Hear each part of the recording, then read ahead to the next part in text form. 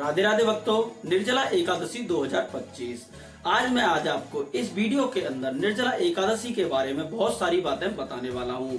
जैसे कि निर्जला एकादशी किस तारीख को है, कौन सा दिन रहने वाला है और निर्जला एकादशी के जो व्रत का शुरुआत करने का शुभ मुहूर्त क्या रहने वाला है।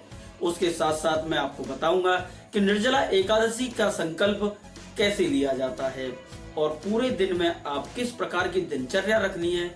इस व्रत के दौरान आपको किन किन सावधानियों का ध्यान रखना है और आप इस व्रत में किन किन उपाय को आप करते हैं। और दोस्तों, इसके साथ साथ दान करने के लिए उपयोगी वस्तु क्या रहने वाली है, यानी कि आप किसी को दान करोगे तो किन वस्तुओं का दान कर सकते हैं और व्रत के पारण के समय में आप किन किन वस्तुओं से अपने व्रत का समापन करेंगे।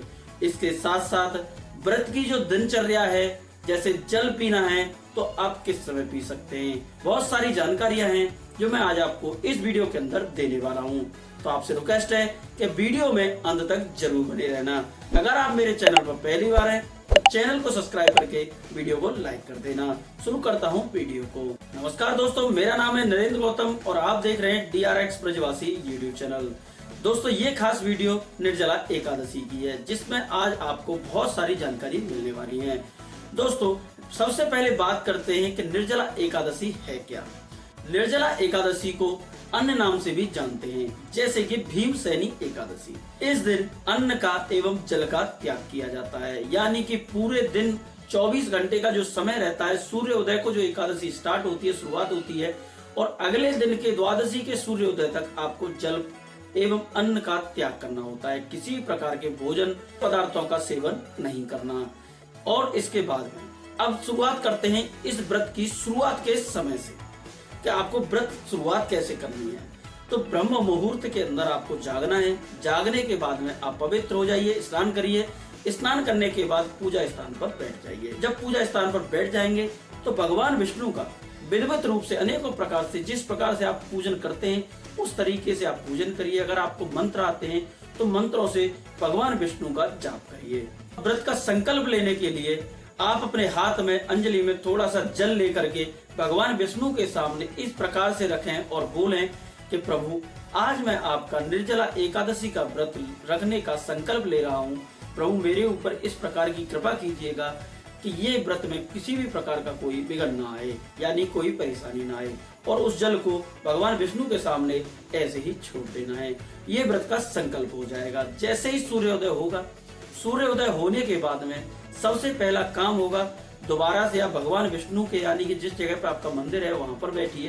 एकादशियों की कथा होती है जिसमें एक निर्जला एकादशी की होती है, उस कथा का एवं एकादशी के महत्व का पाठ करना अति आवश्यक होता है। जब वो आप पाठ कर लेंगे, एकादशी की कथा पढ़ लेंगे या सुन लेंगे, उसके बाद में भगवान विष्णु की आरती करें। आरती के बाद में अपनी दिनचर्या को इस प्रकार से रखें कि किसी से भी कोई गलत शब्द या मिथ्या वाणी ना बोले, किसी से कोई बदतमीजी ना करें, कोई गाली गलौज ना करें। पूरे दिन भगवान विष्णु एवं आराध्य देव का जाप करते रहें। दोपहर के समय में, इस समय में जो दान दिया जाता है मुख्य तौर से मीठे जल का दान होता है, जिसे बहुत सी जगह पर शरबत बोलते हैं, अन्य अन्य नामों से जाना जाता है।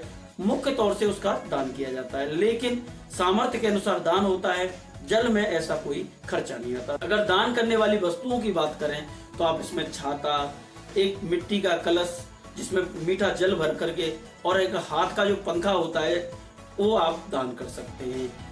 और भी आपकी जो श्रद्धा भाव है वो भी आप दान कर सकते हैं। इसके बाद में जब आप पूरा दिन व्यतीत करेंगे, संध्या के समय भगवान विष्णु के एवं अन्य देवी देवताओं के भजन कीर्तन आदि उनका आयोजन अपने घर पर करना है। संध्या काल में आपको कीर्तन भजन आदि जरूर करना है। दूसरी बात, संध्या के समय भगवान विष्णु की आरती कीजिए।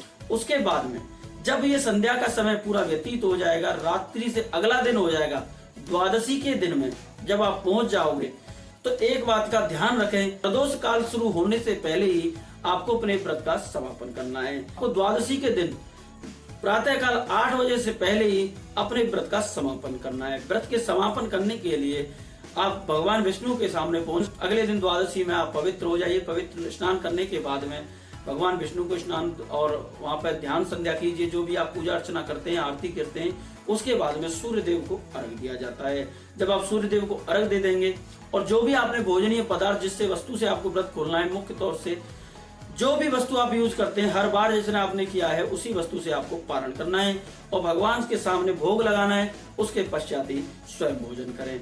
इस प्रकार से इन उपायों के साथ साथ इन सावधानियों को बरतें और जल का सेवन आपको व्रत संकल्प से पहले यानी कि आप ब्रह्म मुहूर्त में जब स्नान कर रहे हैं उसी समय जो जलपान कर सकते हैं कर लीजिए, लेकिन सूर्योदय के बाद में आपको जलपान नहीं करना है। आपका जल जो भी आप पिएंगे वो अगले दिन द्वादशी में जाकर पीना है। और सबसे खास बात यह है कि इस वर्ष 2025 में निर्जला एकादशी 6 जून को है, 5 जून को गंगा दशहरा है, 6 तारीख को निर्जला एकादशी है। उदया तिथि के अनुसार 6 तारीख को निर्जला एकादशी है, लेकिन थोड़ा बहुत अंश 7 तारीख को भी है, लेकिन जो उदया तिथि के अनुसार एकादशी मानी जाएगी वो 6 तारीख को है।